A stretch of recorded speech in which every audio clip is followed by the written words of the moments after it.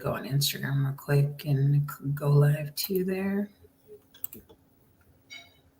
If it lets me, because Instagram be Instagramming. Mhm. All right, let me just make sure that we are in here. All right, hey everybody. My name is Fran. I am with D'Oyen Fraser. He is the founder of Leptokinetic therapy, which he's going to get into in just a little bit. And today's topic is we're talking about trauma and how it affects our bodies mentally and physically. And then D'Oyen has been doing some research since when, D'Oyen? Like 1990 something? I've been doing research since about 2012. I'm totally off. That's all right. 2012. That's all right. I wish I had that much prowess.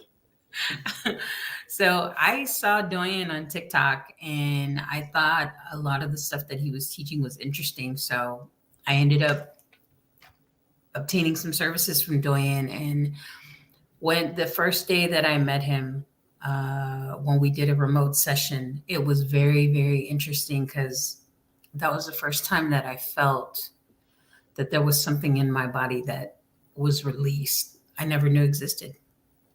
So D'Oyen, could you let the people know what is leptokinetic therapy? How does it relate to trauma?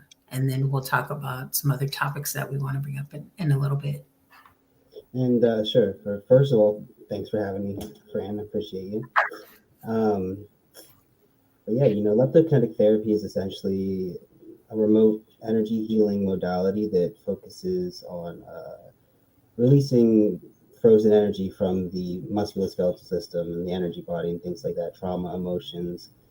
And essentially, it's similar to Reiki. It's very, very similar to Reiki.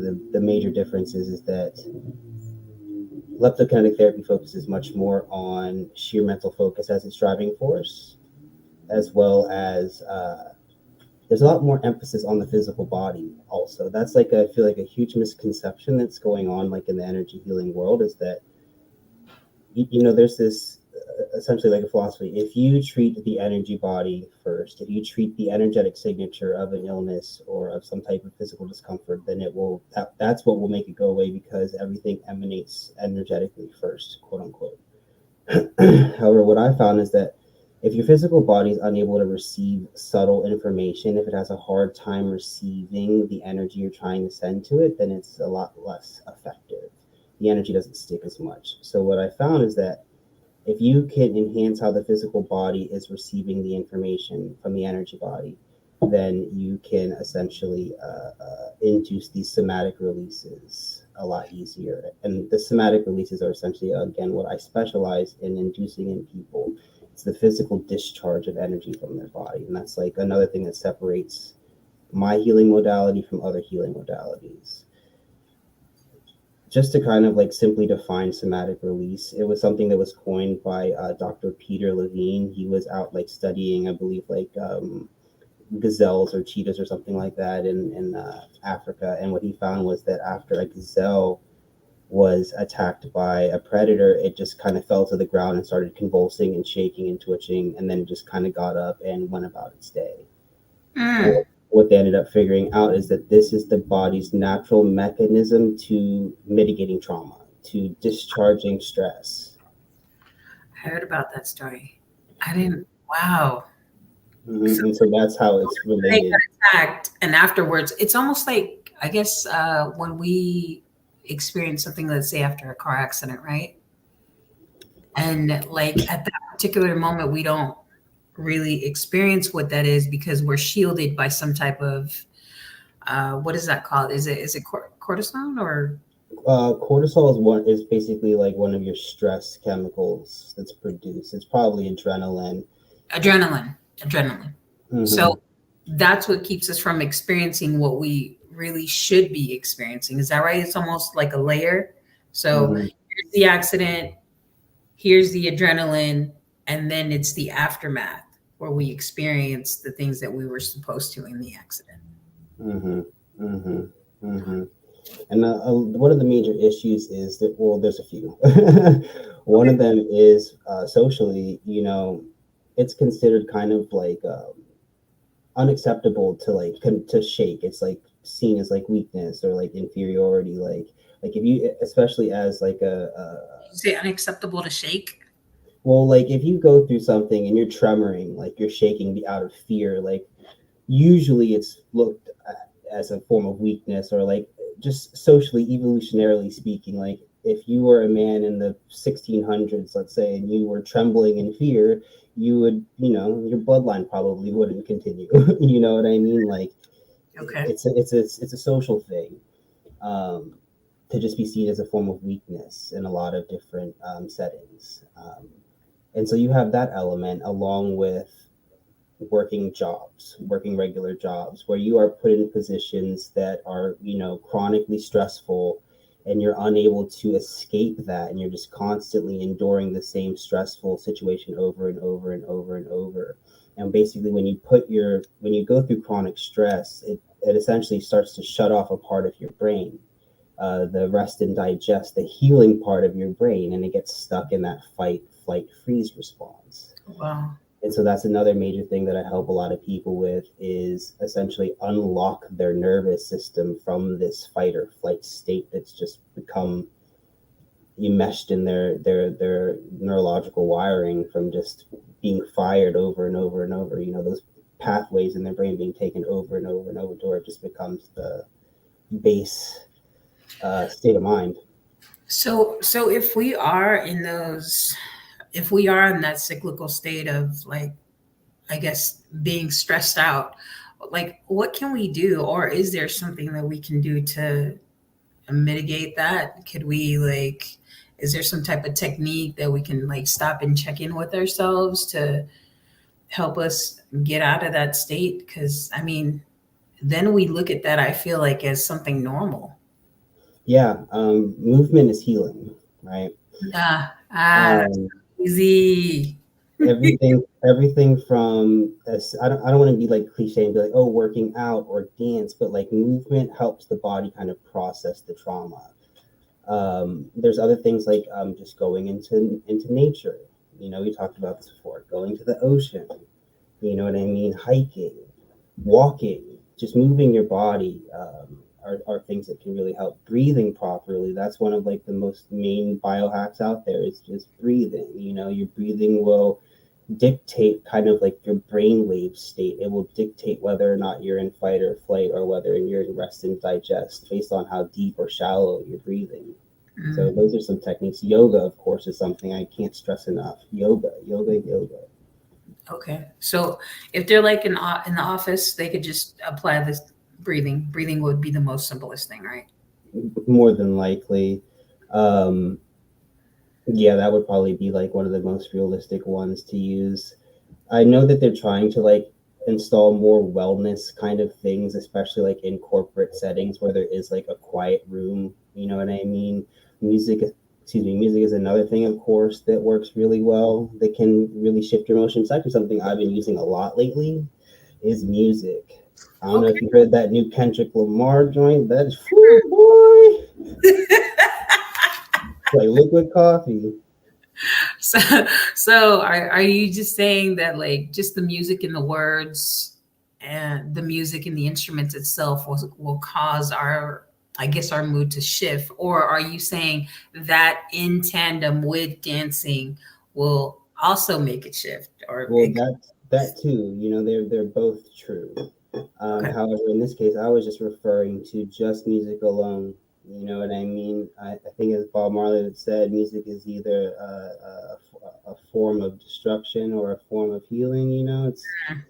It's a force, and it can certainly. That's basically what sound healing is doing as well. Is it's re-entraining your brain waves. Okay. You know what I mean? And that's basically the biggest thing, is any way that you can influence your brainwave state. The more cohesive your brain is with your mind and your body, the less stressed you are. The more that you can get your brainwave out of these higher states, out of these like alpha, I believe it's alpha and beta, and into the theta and delta, the meditative and the deep kind of REM kind of states of mind. It's just by slowing your brain waves down.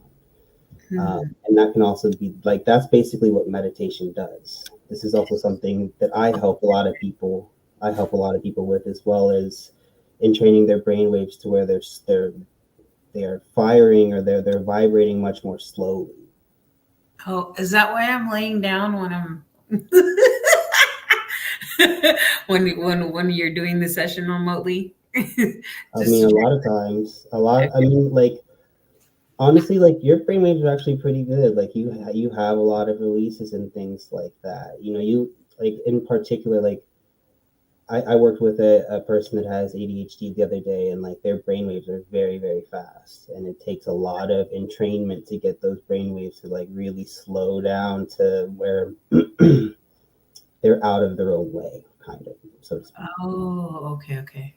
Well, Hmm. we got the island in our, you know, we can't help but to go a little bit slow. Take it easy. Yeah, all the way, all the way.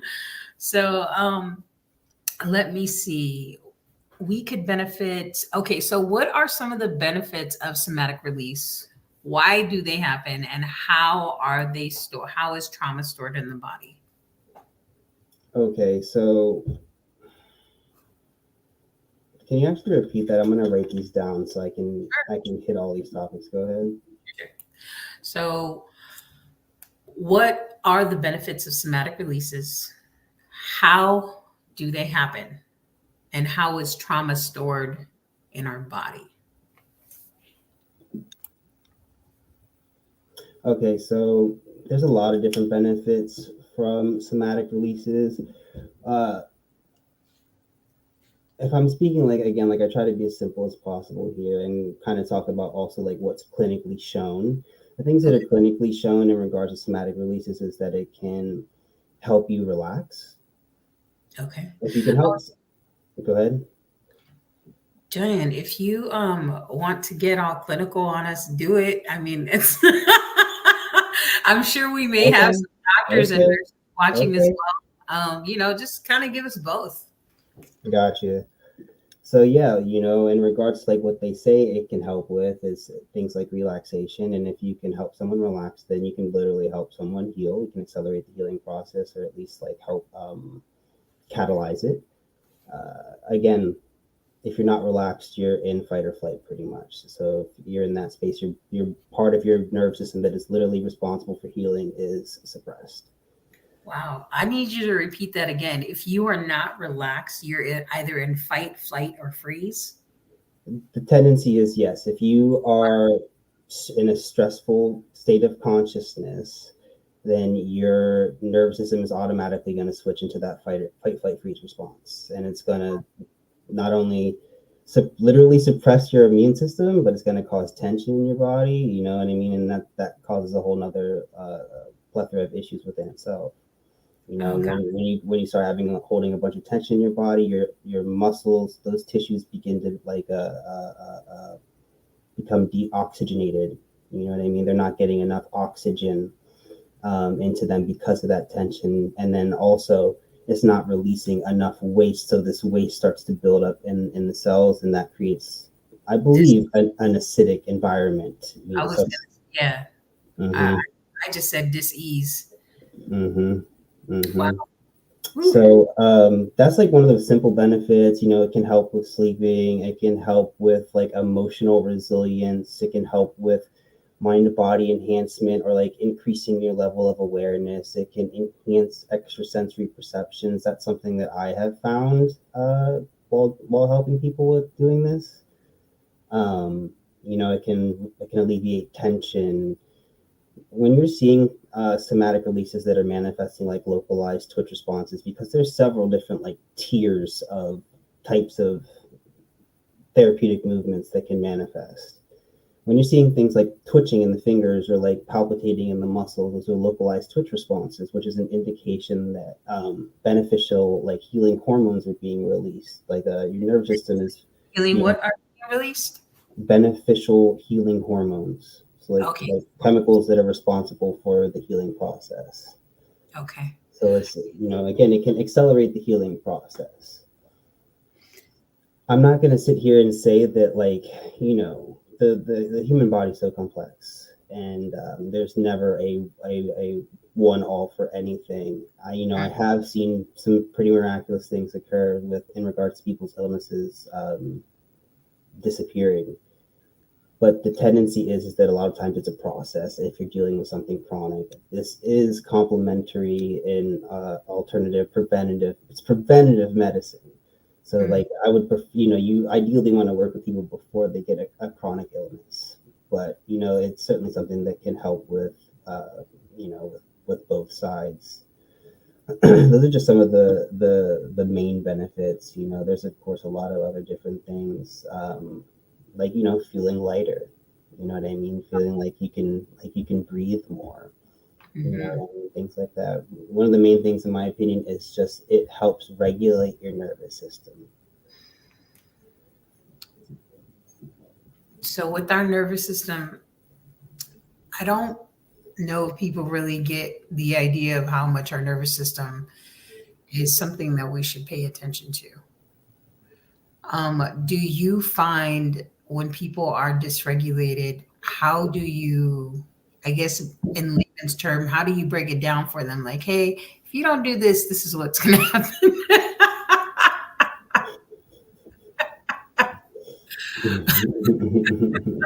Well, I try to keep it as real as I can with people. You know what I mean? I just try to always just stress how important the nervous system is. It's a huge part of my work. Like, you will always hear me talking about it. So the tendency is, if you're seeing me, you already know that. However, this is something I've been trying to learn how to do better, because it's hard when you work with people and you're like, well, your nervous system's kind of out of whack. You know what I mean? I think that just sometimes the expectation, like, a lot of people don't really expect that that's a thing. So just telling them that, just like itself, like, very simply, like, just, you need to focus on your nervous system, bro. Like, there's not really something. I try not to this is such a personal kind of path, and it's something that you have to learn to respect, and people are going to do what they're going to do regardless. You know what I mean? It still blew my mind about what you said earlier, that if we're not relaxed, we're in fight, flight, or freeze. Like we're so stressed out with the shit that happens every day with life, right? Having to go to work, maybe sometimes going to a place that we don't want to work, or being stressed out because we have like maybe 4 kids running around and it's like you're a single parent, or whatever that may cause that stress response. And like the idea of being relaxed can seem so far-fetched at times. And so just breathing and just minor movements that are things that we do on a daily basis. We get our little radio or our YouTube. I said radio. Oh my God, I'm dating myself. We get on YouTube or our cell phone, and then we just put on music and dancing. Like, those little small things can really help us make a difference in our body. D'Oyen, thank you. Something I will stress to people perhaps is, like, making time for yourself. You know what I mean? A lot of us, a lot of people get caught up in just the busy schedule, and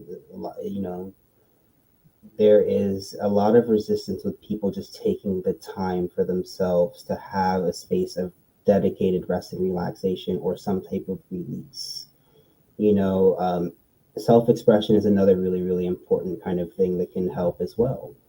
You know what I mean? Like, actually, that they say that's one of the major differences of people that suffer from trauma. There was a case where there was 2 siblings, and one of the major things where, one was experiencing a lot of mental anguish and the other one wasn't. And the one that was not was an artist. You know what I mean? Like they were expressing their pain and their trauma into some, like transferring that pain into some type of other medium and expressing, getting it out instead of holding it in. I saw I saw an image on Facebook, and it talked about there being, like you said, two different kids, and their dad is like a drunkard.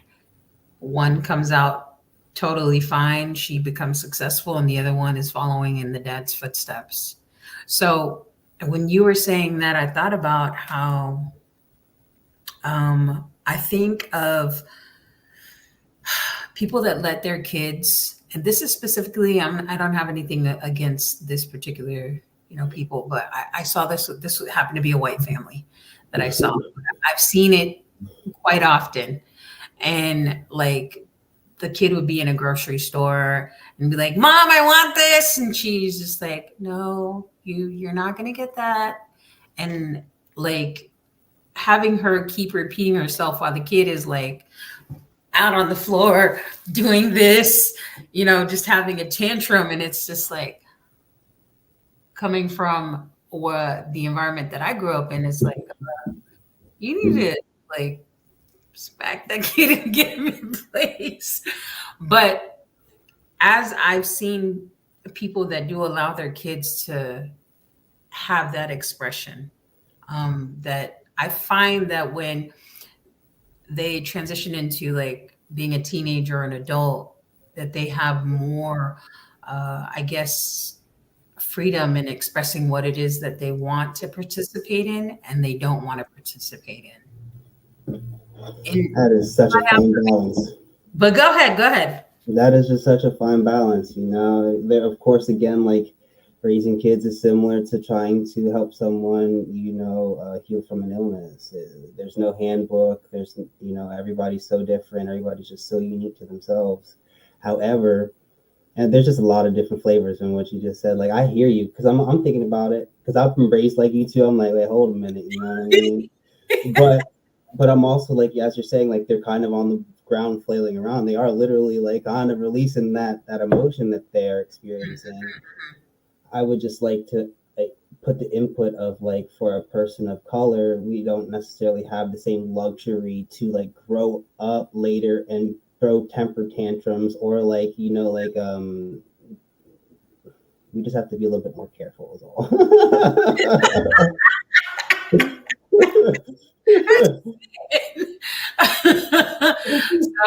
So when I thought about expression, I thought about that, and I was like, oh, okay. I guess, Fran. It's really interesting. It's certainly interesting. Because, that's a whole nother thing. It's like the darker you are, kind of the less like freedom to move like in your own skin that you have, unfortunately.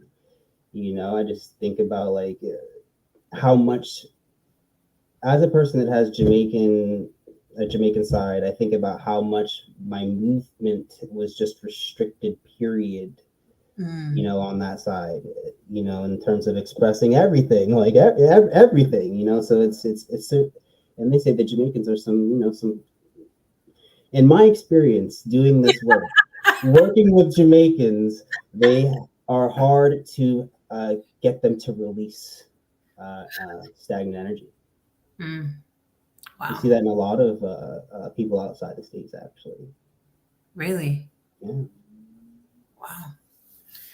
I won't get into that, but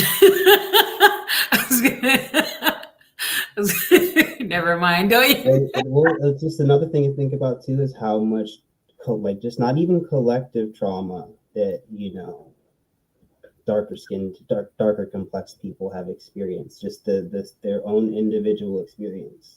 How traumatic that can be. Yeah, I was gonna say, why do you think that is? Why do you think that is? I think it's a level of individual and collective trauma, as well as like social norms. Again, like if you grow up in the hood, like you don't want to look sweet, you know what I mean? Like you want to make sure that you are perceived as some type of way to where it keeps you safe. Right. I totally get that. I totally get Let me see here. Also, there are, I see, I'm glad I wrote these down. There are some questions I didn't answer in regards to how they happen and Yeah, no, please do, please do. um, how do they happen, right? Like this process is such a peculiar thing, such a strange thing. You know, for like people in the audience that don't know, pretty much like the way that I work on people is no longer in person, it's entirely remote. Even when I work on a person, I use the same techniques as I would remotely. And so I basically just sit there and I just look at the person and this is what I actually like really realized the other day. I'm sending energy and I'm basically coding the energy through my thoughts, through my intentions, through my visualizations and things like that. I'm flavoring it, I'm imbuing that energy.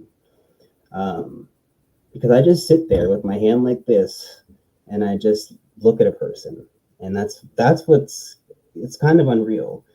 But I believe that there's a level of like quantum entanglement. I believe that there's like a level of, just we are electromagnetic transmitters and receivers. Okay. So we can receive information in the form of light. Mm. It could be argued that thoughts can create, an element of light.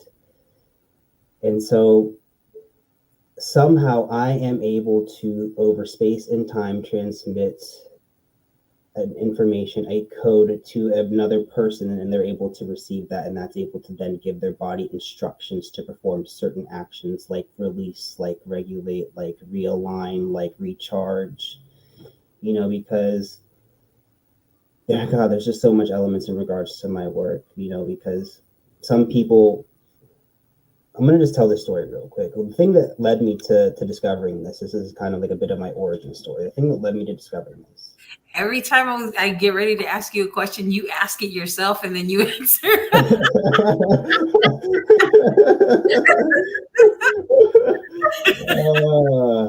I low-key have that tendency. But so I started going to school for, just medical Reiki in 2012. I was fortunate enough to take a 2-year, master teacher course, 200 hours, which is like unheard of in the energy healing world. Like 2 years is very abnormal. What's the normal rate for taking Reiki? They do them a lot of times in just work weekend workshops and stuff like that. Oh, Sometimes a couple weeks, sometimes a couple months, but like 2 years is like I've never heard of it, and I was just very fortunate, very blessed to align with that opportunity. okay. Um, but so during this class, since we had to have 200 hours under our belt, I was doing a lot of table work in class and outside of class, and so I started to notice that I was influencing people's behaviors while I was working on them. And so at this point in time, I was still doing hands-on, like hands-on, hands-off. It's like in person, like I would put my hands over the person and move them around and kind of like sense the energy and feel things out and stuff like that. And so like I'd put my hand over an area and like this is the exact example. I was working on an individual and I went over to the solar plexus chakra and they kind of just took a nice deep breath and I was like, oh, okay, maybe there's something there. And I was like, well, what does the solar plexus chakra consist of? Overanalyzation, anxiety, like that. Like I just started kind of like sifting through some of the disharmonic things that could be concentrated in that chakra. And when I did that, they had like a little like palpitation, like a little undulation occur. And I was like, whoa, because it's like cause and effect. And that's what led me to this process was that I was creating some type of an effect while thinking different things in my mind. And so I could get this to happen to some people with no effort.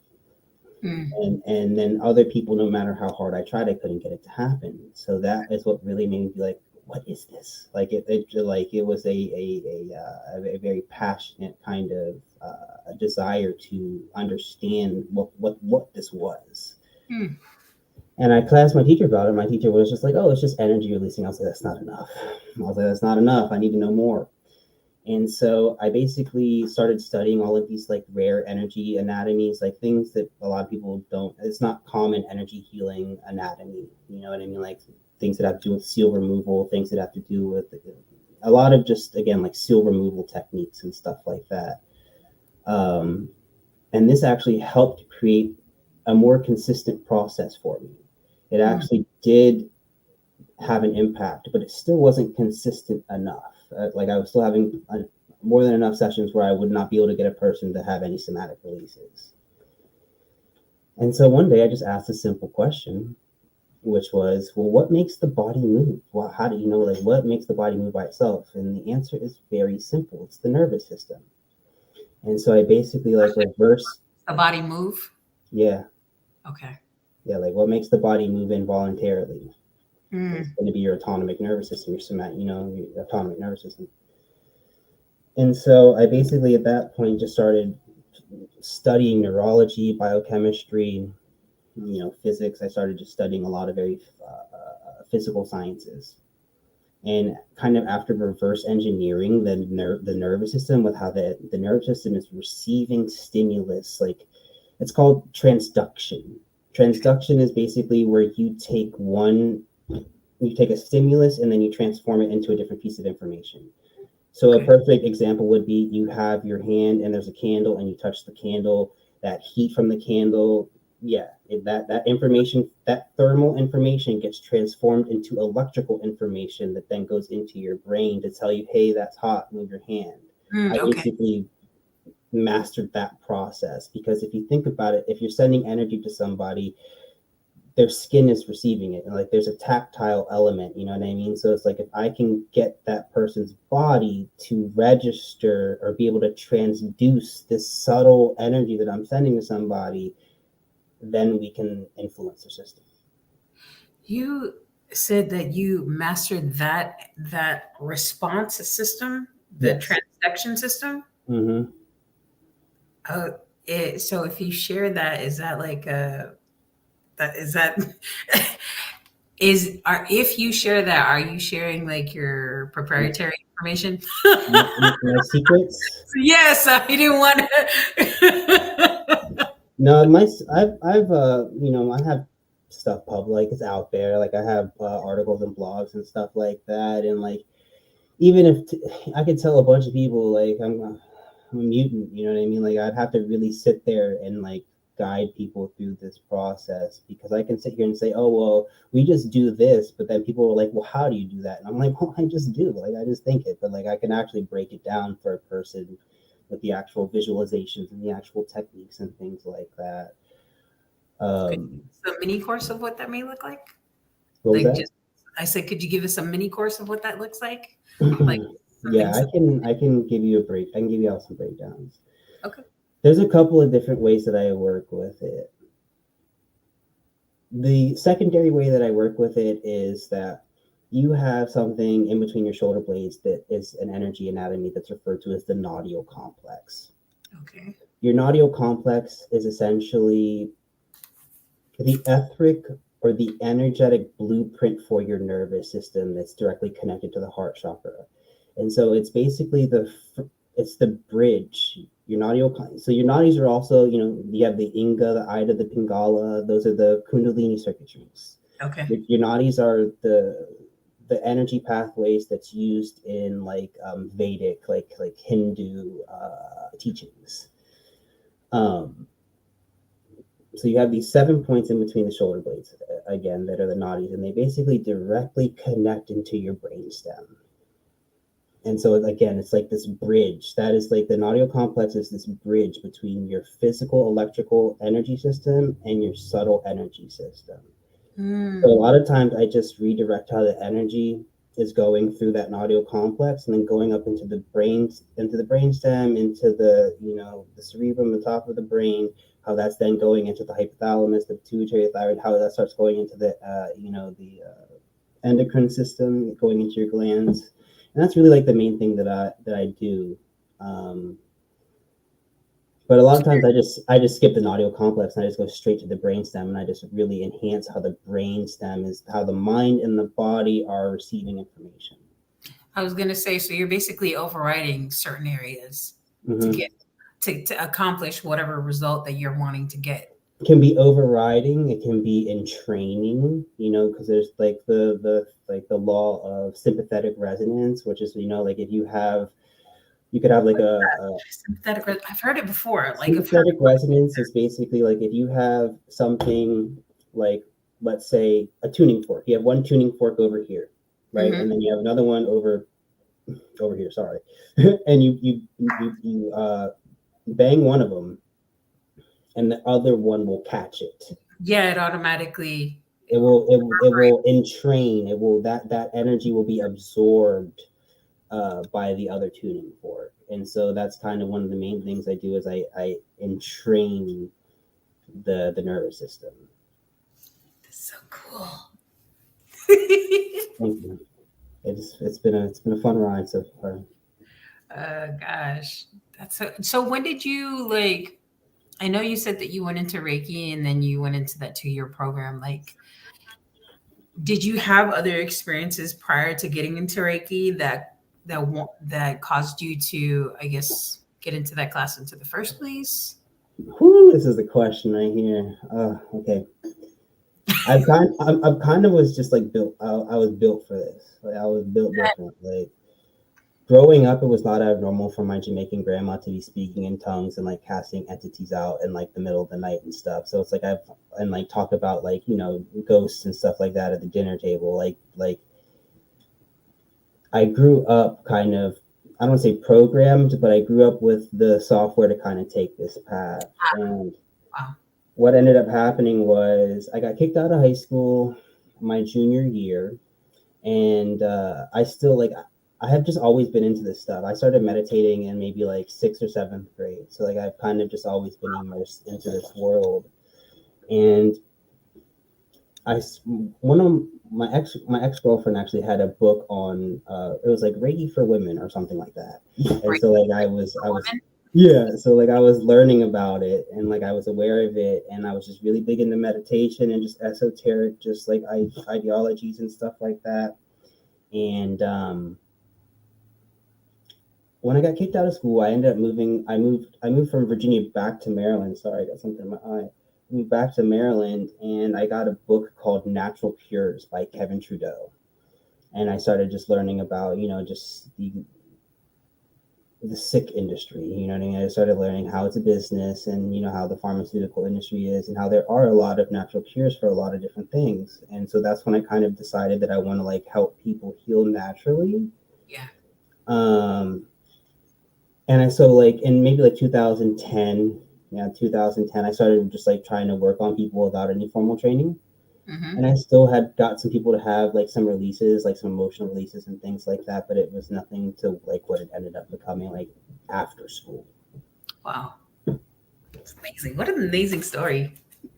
Yeah, thank you. Yeah, it's kind of crazy, like how I like. I'll tell you the story and then I'll pump the brakes, but it's because it's kind of unreal, honestly. So like when I got kicked out of school, that whole thing happened, and I'm learning about this stuff, and I'm kind of like a little lost, you know what I mean? Like in terms of direction. So like I'm still like learning about stuff and like have an idea where I want to go, but I'm like partying and like just like doing like just stuff like that, just not having the right priorities in regards to the self. And so I stumbled upon an individual, and we were chatting, and we had an awesome conversation. And then I didn't hear from them for like a week, and then a week went by, and they reached back out to me. They were like, "Hey, like I'm half Native American, and I went to like a spiritual retreat like on the land, and was intending to communicate with like source, the universe." And she was like, I did, and you came up and started telling me like all of this stuff about myself, about how I have a significant purpose here, and I have a very vibrant aura, blah blah blah, all this stuff. But then started telling me stuff about my life that like they couldn't know. Like they started telling me like some pretty psychic stuff, and I was like, whoa. Wow. And then they were pretty much just like, you need to start praying, like setting your intention. So I did. And the next day, my dad called me, and I hadn't spoken to him in maybe like 3-4 years.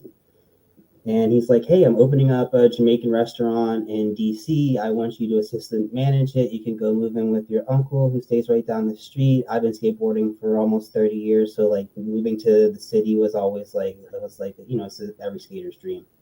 And so I was like, no way. This is really weird how this is all aligned. And so throughout that, I like became very disciplined, and I was just meditating a lot, and I was just like being as positive as I could be, like in regards to just like spreading that like infectious positivity to other people. because when you work in the city like that, it's like you come across like super unique individuals. You know what I mean? Very what's the word? Just I'm gonna say prolific, but just like affluential, just like people that are like I was meeting authors that were like 18 years old. Like I was meeting like just like people that are doing stuff, you know. And it just so happened that ever since we opened, an individual was coming into to our establishment, and he was a Reiki master. And I didn't know that until we got our second location. And one of our employees, because she found out that I was interested in studying Reiki, and she was like, "Hey, you know, Arthur's a Reiki master." Blah, blah, blah. I was like, I didn't know who Arthur was. Like I had an idea of him, but I never like really met him. And so towards the end of the restaurant's life, like we were about to close for good, but it was a very slow day. It was winter times, very slow during those times in the city. And I'm about to like my dad's not there, so I'm just like watching the store myself. And so like I'm about to leave because no one's there. I'm about to just close early. And as I'm about to walk out, he's walking in. So there was almost like this like really weird like alignment with like occurred like within this like threshold of this like entryway. And I let him come in, and you know I served him up, and he was just like, "Oh, like I'm exhausted. I just finished an energy treatment." I was like, "Oh, Reiki?" He was like, "Yeah, you know about Reiki?" I was like, "Yeah." I was like, "I want to learn." I was like, "I aspire to become a student." He was like, "I knew there was something about you." Blah blah. And just started doing pretty much what the one girl did to me. Just started dropping all these weird psychic things on me. And it got to a point in the conversation where I was like, because I was like 20 at the time when this was happening. And I was like, you know, to be on this path at, you know, a young age, at this young age, like I feel like I have an old soul or whatever, some cliche shit, whatever. And he was just like, or this could be your destiny, in his like 6'5", just like black man voice. And I was like, I was like, I knew that like at that point that's what I was supposed to do. Wow. And he had offered to take me under his wing and teach me, but he wasn't supposed to be my teacher. He was just the catalyst for really pursuing this more intensely. And so restaurant closes down. I moved back from DC to Maryland, and I am kind of lost again a little bit, you know, like get off the track, you know what I mean? Get off the path. Yeah. And I'm now having my first baby coming now. You know what I'm saying? Like started just doing, you know, just dumb stuff. And I'm walking down our main street, and I remember like just stopping and looking to the side, and I saw an acupuncture studio, and I was like, no way. I was like, wow, this has been here the whole time. Like I'm from here. Like how did I not know this acupuncture studio was here? And I look in the window over next to it, and there's a little Reiki sign in there. I was like, no way. So like I went in there and I talked to my teacher for like 2 hours, and he gave me a free session. And like I remember feeling so much during the session. I was like, this is who my teacher's supposed to be. So that's how like I got into like that's how all of it like manifested and aligned for me in a really kind of magical way. What a dynamic story. Thank you. D'Oyen, we have to wrap up, but I want to ask you one more question. Okay. There's a question that you had inside that said sometimes there's a misconception about energy that people don't get. Hold on, let me find it real quick. In regards to like energy first over the energy anatomy over physical anatomy? Energy healing misconceptions. Yeah, that's one of them. I mean, another one I feel like is that what you want to close out on real quick? I didn't hear you. It was kind of muffled. Is that what you want to close out on real quick? Is some energy? Yeah, or if you feel something different, go ahead and lean into that, because I'm not tied to it. But I was just curious. No, I think that's a good place to kind of brush up on. There's a couple different things. I think one of the main things is that because of Western society and kind of just like this instant gratification that we've been, a lot of us have been conditioned towards, you kind of have this expectation. A lot of people have an expectation going into energy healing sessions where it's like, this one session is going to just change my whole life. And it's like, hey, that can happen. First of all, I believe in that's me doing it. Uh-huh. It's a lot of people. I'm like Ayana, fix my life. And the thing about it is that it of course can. It's just a process a lot of times. This is like, well, I would say this: you're born to die. This is not going to stop you getting some Born to type of, yeah, like you getting some type of energy treatment is not something that's going to stop. It's like getting a checkup at the doctor. It's like getting an oil change. It's like getting your brakes changed, your tires rotated. It's like you've got to upkeep this maintenance. You know, your energy body's dynamic. It's constantly fluctuating based on just things that you are, around. So I think that that's a big thing, is kind of removing this, like, I don't want to say like mystical aspect or like mystical element of it, but a lot of it's subtle. Like, again, I have seen some weird stuff happen, but a lot of times this is a process, a thing of consistency and discipline, and something that needs to be revisited time and time again, because you will accumulate, whether that's emotional, mental, or physical. There will be an accumulation of some type of resistance in the body. That's like anything, even with working out, right? Like Yeah. when we work out, there's a certain point where we hit a plateau, and then we have to change up whatever that program is that we've been doing, and then go to another area, so that way we can, I guess, is it build up resistance for the next area that we're going to work on, or how would you better word that? Peeling back layers, you know what I mean? Let's look at it like that. Like, we're peeling back these layers, and so it's like, so for one session, we will get to this one threshold, we'll reach this one membrane, but that will be all we kind of get to. And then the next session we go a little bit deeper and a little bit deeper and a little bit deeper. And just like with your session, sometimes it will be completely different things at each session.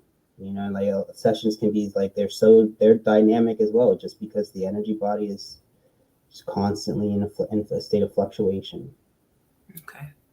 Mm-hmm. I was just thinking about how, nature already provides like a great example of us having to take things a process at a time. Because, I mean, as we're born, we're these little sperm and egg cells, and then we slowly, gravitate into what we are as beings. So I think it's a lot of this microwave um, action that we have that's caused us to think that things are going to immediately have an impact, when it is the process that we have to learn how to be in, and also, if we want to, enjoy.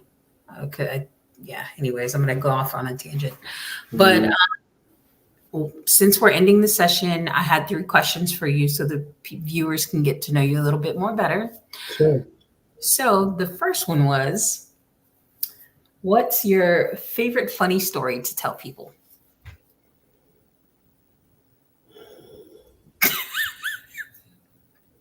I don't think that's very appropriate.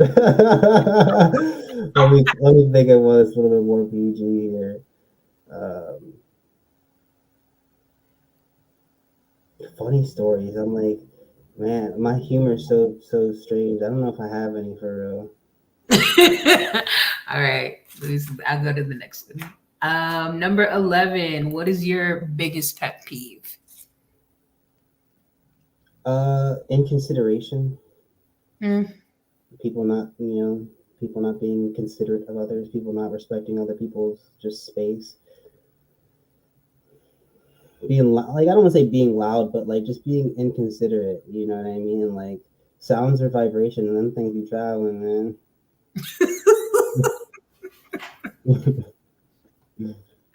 Oh, I'm assuming that's the reason why you may have your headphones on a lot. It is though. It is. It It is. is. I'm very sensitive to sound. That's a very real thing. That's like too. I'll shut up out of this. Too much sound can overstimulate your nervous system.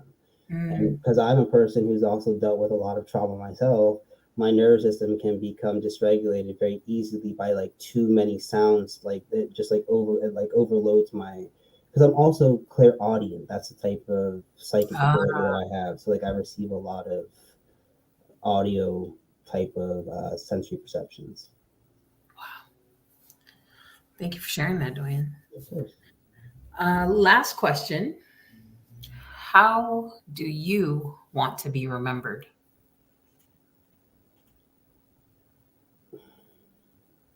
That's a really good question. That's actually a really, really good question. I want to be remembered as a Nikola Tesla that didn't get taken advantage of. I want to be remembered as, like a pioneer in their field who came and, laid out a repeatable process for people to use to help other people, and they can even expand on that process, but live comfortably. Say that last part. But live comfortably, like live, Mm. like not be a martyr. Girl, you are such a dynamic individual. People need to find you because when you're sharing on your TikToks and stuff, like you got so much information that people they need you and they don't know that they need you.